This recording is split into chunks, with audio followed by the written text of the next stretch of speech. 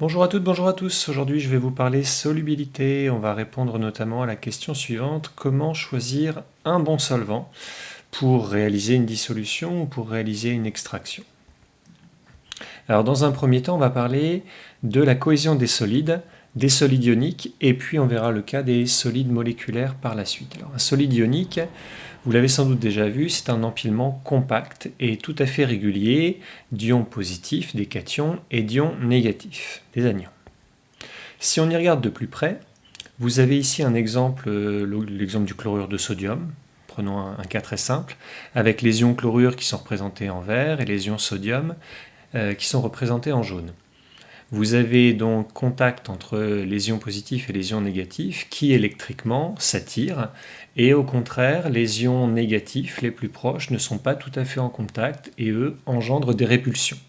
Donc du fait de la proximité et du contact entre les ions positifs et les ions négatifs, eh bien électriquement, les forces attractives l'emportent sur les forces répulsives, ce qui permet au solide d'avoir une cohérence et de ne pas se disloquer de lui-même. Pour ce qui est de la formule de ces cristaux ioniques, il ne s'agit pas d'une formule telle que les molécules avec des liaisons entre atomes. Je prends l'exemple de H2O. C'est une molécule qui contient 3 atomes avec donc deux liaisons hydrogène-oxygène. Là, dans le cas des cristaux ioniques, il n'y a pas de réelle liaison, mais que des attractions. Et donc, si on veut déterminer une formule, ce ne sera qu'une formule statistique. Donc voici par exemple le chlorure de sodium ou le chlorure de barium. Et donc la formule que l'on voit apparaître donne une idée des proportions des ions les uns par rapport aux autres. Donc quand on voit NaCl, ça veut tout simplement dire qu'il y a autant d'ions Na+, que d'ions Cl-. C'est une formule statistique, ça donne des proportions. Alors que pour le solide, le chlorure de barium, BaCl2, eh bien, il y a 2 fois plus d'ions chlorure que d'ions barium. Passons au cas des cristaux moléculaires. Alors les cristaux moléculaires, c'est pareil, c'est un empilement compact et régulier, mais cette fois de molécules.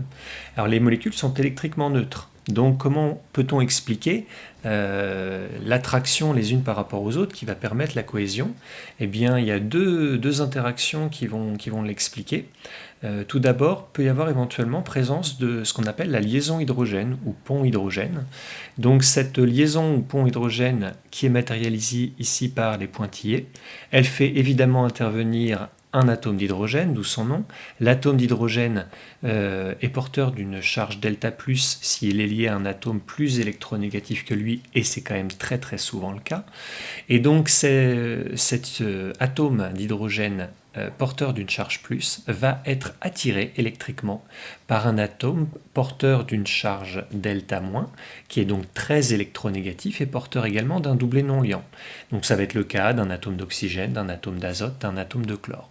Donc là vous voyez une attraction entre 2 molécules d'eau, mais bien évidemment on peut retrouver cette attraction, cette liaison hydrogène entre 2 autres molécules, l'une qui contient un atome d'hydrogène porteur d'une charge plus et l'autre porteur d'un atome électronégativement fort et porteur d'un doublet non liant. Deuxième attraction possible entre les molécules, c'est des liaisons dites de Van der Waals. Alors ces liaisons de Van der Waals, elles peuvent avoir deux origines différentes. Tout d'abord, souvenez-vous qu'il existe des molécules polaires. Les molécules sont électriquement neutres, mais du fait de l'électronégativité différente des atomes qui constituent la molécule, on peut voir apparaître à l'intérieur des molécules des pôles plus et des pôles moins, et bien évidemment, le pôle plus d'une molécule peut attirer le pôle moins d'une autre molécule. Qu'en est-il quand on a affaire à des molécules apolaires? Eh bien, il ne faut pas oublier qu'autour des différents atomes des molécules, les électrons, le nuage électronique est en mouvement perpétuel et il n'est jamais totalement uniformément réparti, ce qui fait que du fait de son mouvement, il va y avoir des zones plus riches en électrons, des zones moins riches en électrons, et donc l'apparition de charges partielles, négatives et positives, et ça engendre des attractions entre les molécules. Bon, quoi qu'il arrive, que ce soit les liaisons de Van der Waals ou la liaison hydrogène, ce sont des liaisons de nature électrique, mais qui sont quand même beaucoup plus faibles que les liaisons ioniques que l'on a vues juste avant dans le cas des cristaux ioniques. Ce qui veut dire que pour dissocier un cristal moléculaire, il faut aller à l'encontre de ces liaisons-là. C'est beaucoup plus facile que de dissocier, que de dissoudre un cristal ionique. Donc voilà pour la présentation des différents types de cristaux. On va voir maintenant ce qui se passe au cours de la dissolution.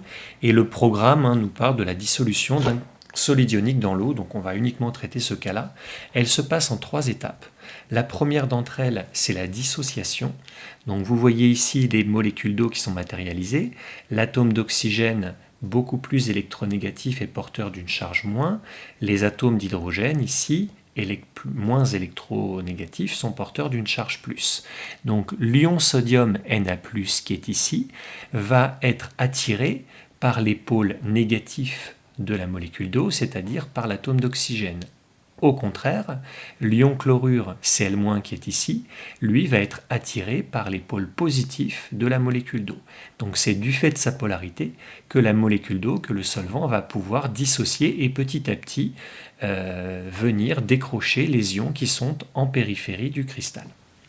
Une fois qu'un ion a été décroché du cristal, il va se retrouver entouré d'un certain nombre de molécules de solvant.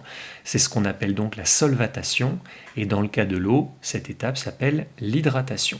Donc le nombre de molécules d'eau qui entourent un ion, ici c'est 4, mais ça peut tout à fait être variable, il n'y a pas de valeur unique à retenir.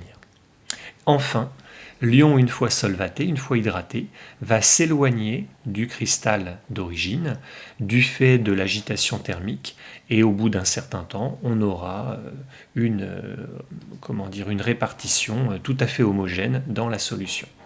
Cette étape s'appelle donc la dispersion. Voilà les 3 étapes de la dissolution, et maintenant on va voir comment on matérialise donc la dissolution d'un soluté dans un solvant grâce à une équation. Donc prenons le cas très classique du chlorure de sodium. Le chlorure de sodium solide, donc cristal ionique, quand on le met dans l'eau, va donner naissance, après séparation des différents ions, à l'ion sodium Na+. Entre parenthèses, on indique qu'il est solvaté, donc aqueux comme aqueux. Et l'ion chlorure, lui aussi, est solvaté, donc en phase aqueuse. Qu'est-ce que ça a comme impact sur les concentrations ? Alors les concentrations molaires, les concentrations massiques, ce sont des notions que l'on a abordées précédemment dans l'année.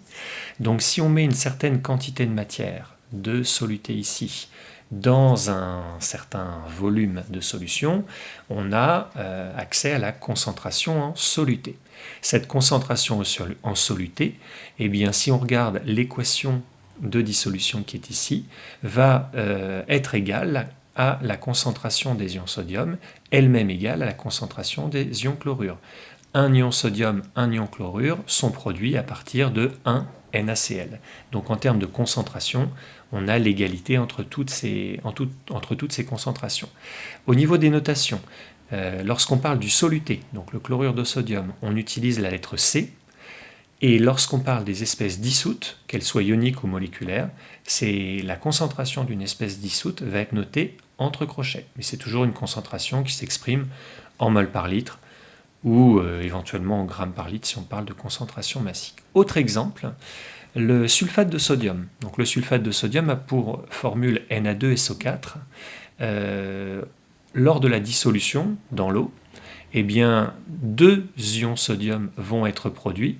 Et comme l'équation doit être équilibrée, eh bien, ça nous donne une idée de la formule de l'ion sulfate.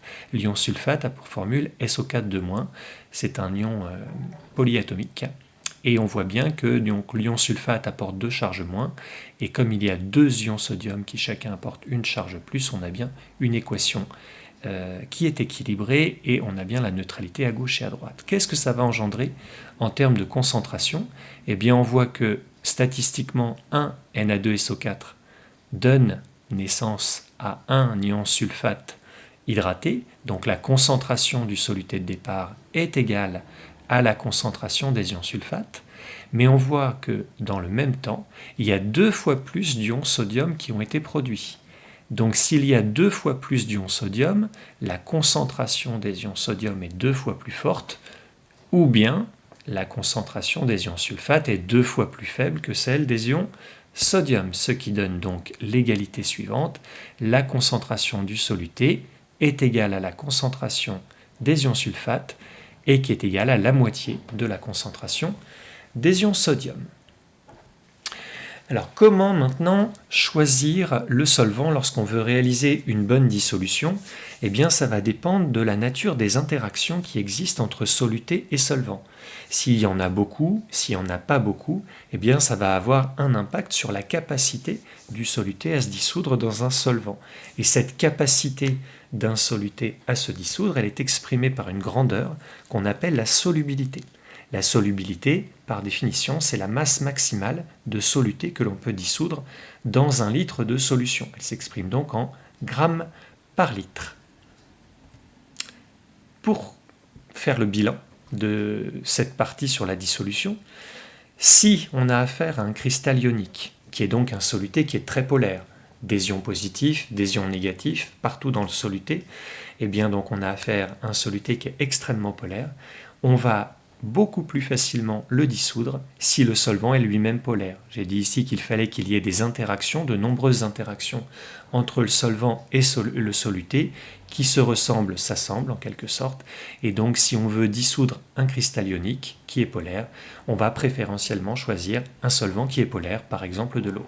Au contraire, si on a affaire à un soluté qui est peu polaire ou carrément apolaire, c'est le cas des cristaux moléculaires, et bien dans ce cas, on va choisir plutôt un solvant apolaire, par exemple le cyclohexane.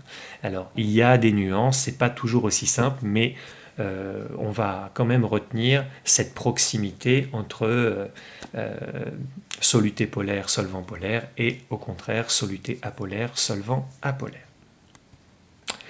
Voilà pour la dissolution. Maintenant, on va voir ce qui se passe lorsqu'on veut réaliser une extraction. Alors, une extraction, c'est une sorte de dissolution, sauf que, évidemment, le soluté qui nous intéresse est déjà dissous dans un premier solvant, et ce que l'on veut faire, c'est aller récupérer ce soluté, parmi d'autres éventuellement. Donc, pour aller récupérer ce soluté qui nous intéresse, il va falloir choisir le bon solvant. Et pour choisir ce bon solvant, il doit répondre à 3 critères. Le premier, c'est bien sûr que le soluté qui nous intéresse, que l'on veut aller chercher, il doit se dissoudre préférentiellement dans le solvant qu'on va choisir par rapport au solvant dans lequel il se trouve initialement. Sinon, il y resterait dans le solvant initial. Deuxième critère, le solvant extracteur ne doit pas se mélanger avec le solvant initial, doit être non miscible, parce que évidemment, si les deux se mélangent, on sera incapable de les séparer par la suite et donc de réaliser l'extraction. Voilà les 2 principaux critères. Et si on a le choix encore entre plusieurs solvants qui répondent à ces 2 critères, eh bien on choisira le solvant qui est le moins nocif pour l'expérimentateur et pour l'environnement. L'extraction se réalise dans une ampoule à décanter. Une fois le mélange fait, on obtient 2 phases bien distinctes, puisque les 2 solvants sont non miscibles. Au-dessus, phase supérieure, on retrouve la phase qui contient le solvant le moins dense, et au-dessous, le solvant qui est le plus dense. Alors, il y a souvent l'une des 2 phases qui contient comme solvant de l'eau, on parlera de phase aqueuse, et l'autre phase s'appelle souvent la phase organique puisqu'on a choisi un solvant organique, mais attention, la phase aqueuse n'est pas toujours au-dessous, n'est pas toujours au-dessus, ça dépend complètement de la densité du solvant extracteur que l'on va choisir. Et ça ne dépend que de la densité du solvant, non pas de la densité éventuelle des substances qui sont dissoutes, qui sont ultra minoritaires et donc qui n'interviennent que très peu sur la densité de la phase. Donc c'est bien le solvant qu'il faut observer. Pour terminer cette histoire de dissolution, on va parler de substances un peu particulières, de solutés particuliers qu'on appelle des espèces amphiphiles. Alors voilà un exemple d'espèce amphiphile. Vous voyez apparaître une très très très longue chaîne carbonée et à l'extrémité, un groupe qu'on appelle un groupe carboxylate constitué de 1 atome de carbone et 2 atomes d'oxygène, l'un porteur d'une charge moins. Cette longue chaîne carbonée montre uniquement des liaisons carbone-carbone et des liaisons carbone-hydrogène. les liaisons carbone-carbone sont bien évidemment apolaires.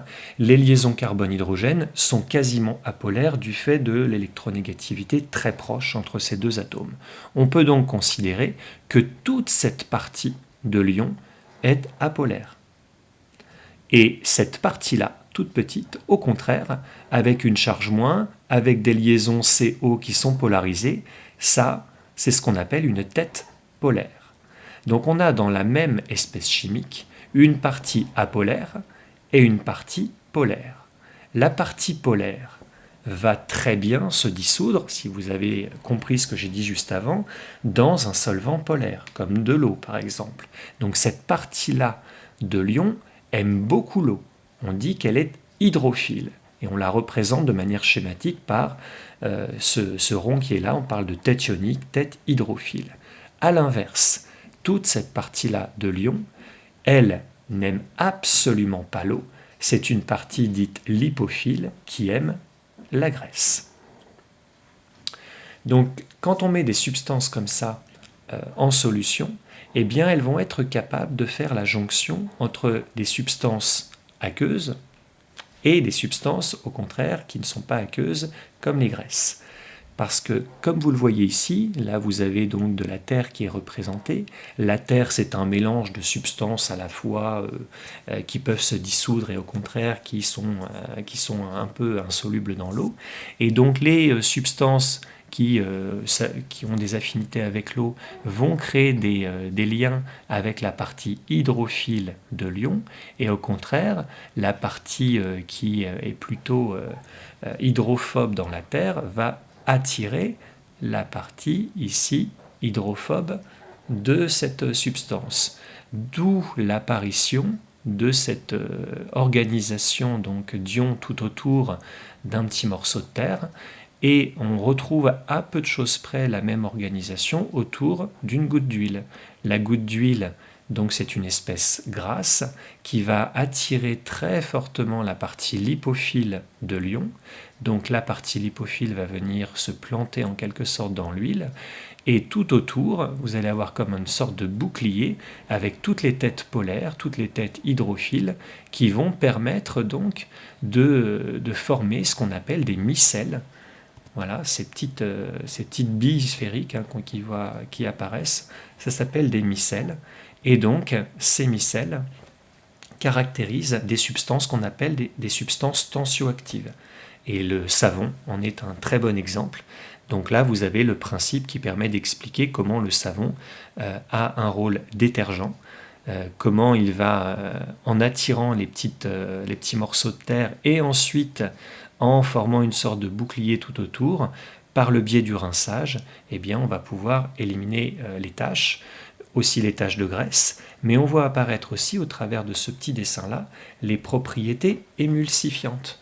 Une émulsion, c'est un mélange de deux phases qui naturellement ne se mélangent pas. L'eau et l'huile ne se mélangent pas naturellement. Si on rajoute à l'intérieur une substance émulsifiante, telle que le savon, eh bien, du fait de la partie hydrophobe et de la partie hydrophile, eh bien, cette espèce chimique-là va attirer l'une et l'autre des phases et créer une sorte de jonction, de permettre un mélange qui n'est pas totalement homogène, mais qui existe quand même et qui permet donc de stabiliser un mélange qui naturellement ne l'est pas.